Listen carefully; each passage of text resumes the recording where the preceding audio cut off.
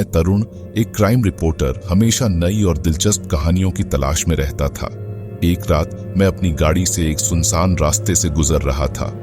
चारों ओर अंधेरा था और हवा में अजीब सा सन्नाटा था। इस रास्ते पर अक्सर कोई नहीं आता जाता था, इसलिए मुझे थोड़ा डर भी लग रहा था। लेकिन मेरी नौकरी ऐसी थी कि मुझे ऐसे सुनसान और खतरनाक जगहों पर जाना पड़ता था। जैसे ही मैं उस अंधेरे रास्ते से गुजर रहा था, अचानक मेरी गाड़ी के सामने एक आदमी बेसुध हालत में आकर गिर गया। मैंने तुरंत ब्रेक लगाए और गाड़ी रोक दी। मेरी धड़कनें तेज हो गईं और मैं समझ नहीं पा रहा था कि इतने सुनसान रास्ते में यह आदमी कहां से आया। मैंने गाड़ी की हेडलाइट्स को तेज किया और देखा कि वह आदमी जमीन पर पड़ा हुआ है। उसका चेहरा पसीने से तर था और उसकी सांसें तेज चल रही थीं। मैंने कुछ पल तक अपनी जगह पर खड़ा रहकर सोचा कि मुझे क्या करना चाहिए। क्या यह कोई जाल है? क्या इस आदमी को सच में मदद की जरूरत है या यह किसी चाल का हिस्सा है? मेरे मन में कई सवाल उठ रहे थे, लेकिन फिर भी मैंने हिम्मत जुटाई और गाड़ी से बाहर निकला। उस आदमी के पास जाकर मैंने उसे उठाने की कोशिश की। उसकी हालत बहुत खराब थी और वह बुरी तरह घबराया हुआ लग रहा था। उसने धीमी आवाज में कहा, कृपया मेरी मदद करो, कोई मुझे मारना चाहता है। उसकी बात सुनकर मेरी धड़कनें और तेज हो गईं। मुझे समझ नहीं आ रहा था कि क्या करना चाहिए, लेकिन उसकी हालत देखकर मुझे लगा कि उसे तुरंत मदद की जरूरत है। मैंने उसे उठाया और अपनी गाड़ी में बिठाया। उसके चेहरे पर दर्द साफ दिखाई दे रहा था। मैंने उसे पानी पिलाया और उसकी हालत थोड़ी सुधरी। उसने मुझे बताया कि वह एक गांव से भागकर आया है क्योंकि वहां कोई उसे मारने की कोशिश कर रहा था। उसकी बात सुनकर मुझे लगा कि शायद वह सच कह रहा है। मैंने सोचा कि उसे तुरंत हॉस्पिटल ले जाना चाहिए, लेकिन उसने मुझे रोका और कहा, पहले पुलिस स्टेशन चलो। उसकी बात सुनकर मैं थोड़ी देर के लिए असमंजस में पड़ गया, लेकिन उसकी हालत देखकर मैंने उसकी बात मान ली और पुलिस स्टेशन की ओर चल दिया। रास्ते भर वह शख्स घबराया हुआ था और बार बार पीछे मुड़कर देख रहा था। उसकी हालत देखकर मुझे भी डर लगने लगा था।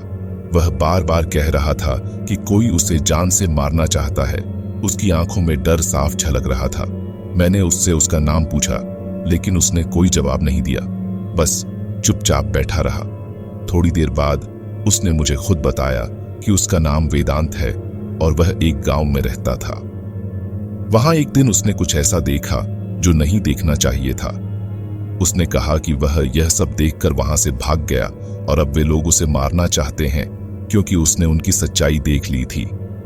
मैंने उसकी बातें सुनी और मुझे लगा कि वह सच कह रहा है। उसकी आंखों में सच्चाई और डर दोनों साफ दिखाई दे रहे थे।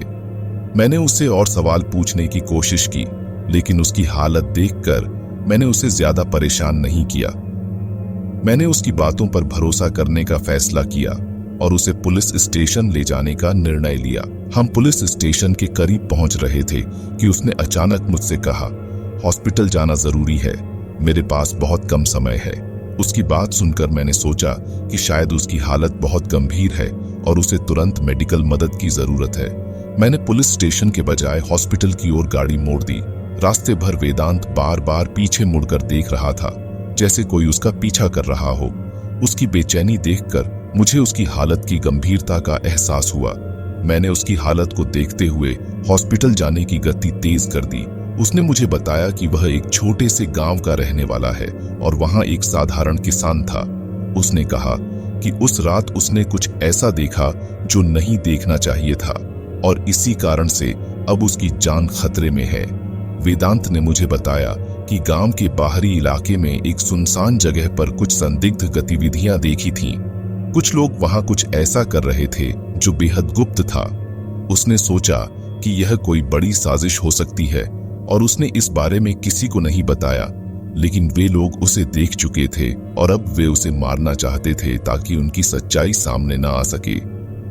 उसकी बातें सुनकर मुझे उसके दर्द का एहसास हुआ और मैंने उसकी मदद करने का फैसला किया। जब हम हॉस्पिटल पहुंचे तो वहां की स्थिति देखकर हमें झटका लगा। हॉस्पिटल का मुख्य दरवाजा बंद था और वहां कोई नजर नहीं आ रहा था। मैंने हॉस्पिटल के रिसेप्शन पर जाकर जानकारी लेने की कोशिश की, लेकिन वहां कोई नहीं था। तभी वेदांत ने मुझे बताया कि डॉक्टर छुट्टी पर हैं और अपने घर में होंगे।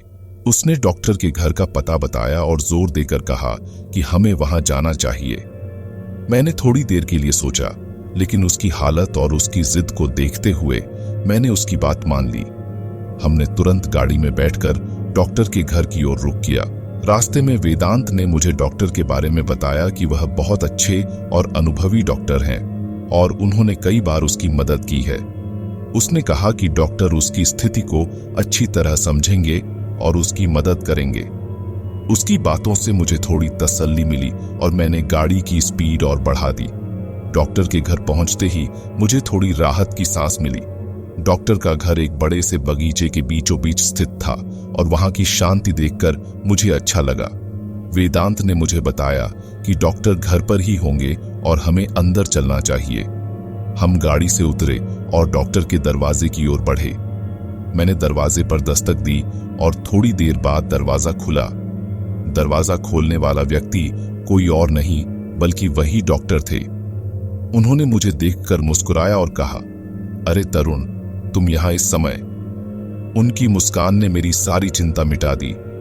मैंने वेदांत को संभालते हुए डॉक्टर को सारी स्थिति बताई। डॉक्टर ने हमारी बातें ध्यान से सुनी और फिर वेदांत की ओर देखा। वेदांत की हालत देखकर डॉक्टर को भी उसकी स्थिति की गंभीरता का एहसास हुआ। डॉक्टर ने हमें अंदर बुलाया और वेदांत को एक आरामदायक कुर्सी पर बिठाया। उन्होंने हमें पानी दिया और फिर वेदांत से उसकी हालत के बारे में पूछताछ की। वेदांत ने धीरे धीरे सब कुछ बताया कि कैसे उसने उन संदिग्ध गतिविधियों को देखा और कैसे उसकी जान खतरे में है। डॉक्टर ने उसकी बातें ध्यान से सुनी और फिर मुझे देखकर बोले, तरुण, तुमने इन्हें सही समय पर यहां लाने का फैसला किया। डॉक्टर ने उठकर कहा, मैं तुम्हारे लिए कुछ चाय बना लाता हूं। लेकिन वेदांत ने जिद की कि वह खुद चाय बनाएगा। उसकी हालत देखकर डॉक्टर ने उसे किचन का रास्ता दिखा दिया। वेदांत किचन में गया और मैं डॉक्टर के साथ बातें करने लगा। अचानक मुझे ख्याल आया कि वेदांत को अकेला छोड़ना ठीक नहीं है, लेकिन तब तक बहुत देर हो चुकी थी। तभी किचन से एक आवाज आई, डॉक्टर साहब, आपका लाइटर नहीं चल रहा है। डॉक्टर ने मेरी ओर देखा और कहा, मैं देखता हूं। जैसे ही डॉक्टर किचन की ओर बढ़े, मुझे एक अजीब सा एहसास हुआ और मैं भी उनके पीछे पीछे किचन की ओर बढ़ा। किचन में पहुंचते ही हमें गैस की बदबू आई। डॉक्टर ने वेदांत से लाइटर लिया और जैसे ही उन्होंने उसे जलाया, एक तेज धमाका हुआ। गैस की आग में डॉक्टर को चपेट में ले लिया और वह बुरी तरह झुलस गए। मैं और वेदांत बाहर की ओर भागे। वेदांत ने बाहर आते ही दरवाजा बंद कर दिया और जोर जोर से हंसने लगा। मैंने तुरंत पुलिस और फायर ब्रिगेड को फोन किया और घटना की जानकारी दी। थोड़ी देर में फायर ब्रिगेड और पुलिस वहां पहुंची, लेकिन तब तक बहुत देर हो चुकी थी। डॉक्टर गंभीर रूप से घायल हो गए थे और उन्हें बचाना मुश्किल हो गया था। पुलिस ने हमें वहां से हटा दिया और मामले की जांच शुरू की। घटनास्थल पर पुलिस के आने के बाद मैंने वेदांत के साथ वहां से निकलने का फैसला किया और गाड़ी की स्पीड तेज कर दी। मेरा दिमाग घूम चुका था और मुझे समझ नहीं आ रहा था कि यह सब क्या चल रहा है। वेदांत बार बार पीछे मुड़कर देख रहा था और उसकी आंखों में एक अजीब सी चमक थी। वह बुरी तरह से घबराया हुआ था, लेकिन अब उसकी घबराहट में एक अजीब सा आत्मविश्वास भी नजर आ रहा था। मैंने उसे पूछा, तुमने ऐसा क्यों किया? डॉक्टर तुम्हारी मदद कर रहे थे। उसने कोई जवाब नहीं दिया, बस चुपचाप बैठा रहा। थोड़ी देर बाद उसने मुझसे कहा, मुझे कहीं दूर ले चलो, यहां से जितना दूर हो सके। उसकी बात सुनकर मैंने गाड़ी की स्पीड और बढ़ा दी और एक सुनसान रास्ते की ओर मुड़ गया। रास्ते में अचानक उसने मेरी गाड़ी का स्टीयरिंग व्हील घुमा दिया और गाड़ी एक खाई में जा गिरी। गाड़ी का इतना जबरदस्त एक्सीडेंट हुआ कि हमारी हालत बहुत बुरी हो गई। खून से लथपथ मूर्छित अवस्था में मैंने उस इंसान से पूछा, तुमने ऐसा क्यों किया? वह जोर जोर से हंसने लगा और मुझे जवाब देने लगा। वेदांत की हंसी ने मेरे मन में कई सवाल खड़े कर दिए। वो हंसते हुए बोला, मेरा सोनू सो गया। यह सुनकर मेरे होश उड़ गए। यह नाम तो मेरी प्रेमिका का था, जो कुछ साल पहले गुजर चुकी थी। मैंने उससे पूछा, तुम ये सब कैसे जानते हो? उसकी हंसी और तेज हो गई और उसने कहा, मैं तुम्हारी प्रेमिका का भाई हूं, तुम्हारे धोखे का बदला लेने आया हूं। वेदांत की बातें सुनकर मेरी आंखों में आंसू आ गए। मुझे अपनी गलती का एहसास हुआ, लेकिन अब बहुत देर हो चुकी थी। वेदांत ने अपने बदले की आग में सब कुछ खत्म कर दिया था और अब मेरे पास कोई रास्ता नहीं बचा था। मेरी आंखों के सामने अंधेरा छा गया और मैं बेहोश हो गया। जब मेरी आंख खुली तो मैं एक अस्पताल में था। मेरे शरीर में भयंकर दर्द था और मेरे पास पुलिस खड़ी थी। उन्होंने मुझसे सब कुछ पूछताछ की और मैंने उन्हें पूरी घटना बताई। पुलिस ने वेदांत को पकड़ लिया था और उसने अपने सारे अपराध कबूल कर लिया था। मेरी प्रेमिका और मैं एक दूसरे से बहुत प्यार करते थे, लेकिन एक दिन मैंने उसे धोखा दिया। उसने जब शादी की बात की तो मैंने मना कर दिया। वह गर्भवती हो गई थी और मैंने उसे अकेला छोड़ दिया। उसी दुख और तकलीफ में वह मर गई और मैं अपनी जिंदगी में आगे बढ़ गया। अस्पताल में पड़े हुए मैं अपनी सोच में डूबा हुआ था। मुझे अब भी अपनी प्रेमिका की यादें सता रही थीं। मैंने उसे बहुत प्यार किया था, लेकिन मेरे गलत फैसलों ने उसकी जिंदगी बर्बाद कर दी थी। उसकी आत्मा अब भी भटक रही थी और मुझे लगा कि उसकी आत्मा भी मुझसे बदला लेना चाहती है। रात के अंधेरे में जब सब सो रहे थे, मुझे एक अजीब सी आवाज सुनाई दी। वह आवाज मेरे दिल की गहराइयों तक पहुंच गई। मैंने देखा कि कमरे के कोने में एक धुंधली सी परछाई थी। वह परछाई धीरे धीरे मेरी ओर बढ़ने लगी। मैं डर के मारे हिल भी नहीं पा रहा था। वह परछाई मेरी प्रेमिका की ही थी। उसकी आंखों में आंसू थे और वह मुझसे कह रही थी, तुमने मुझे धोखा क्यों दिया? तुमने मेरी जिंदगी बर्बाद कर दी। अब तुम्हें भी वही तकलीफ झेलनी पड़ेगी। उसकी बातें सुनकर मेरी रूह कांप गई। मुझे समझ में आ गया था कि वह आत्मा मुझसे बदला लेने आई है। मैंने उससे माफी मांगने की कोशिश की, लेकिन उसने मेरी एक ना सुनी। उसकी आत्मा ने कहा, तुम्हें अपनी गलतियों का एहसास हो गया है, लेकिन अब तुम्हें इसकी सजा भी भुगतनी पड़ेगी।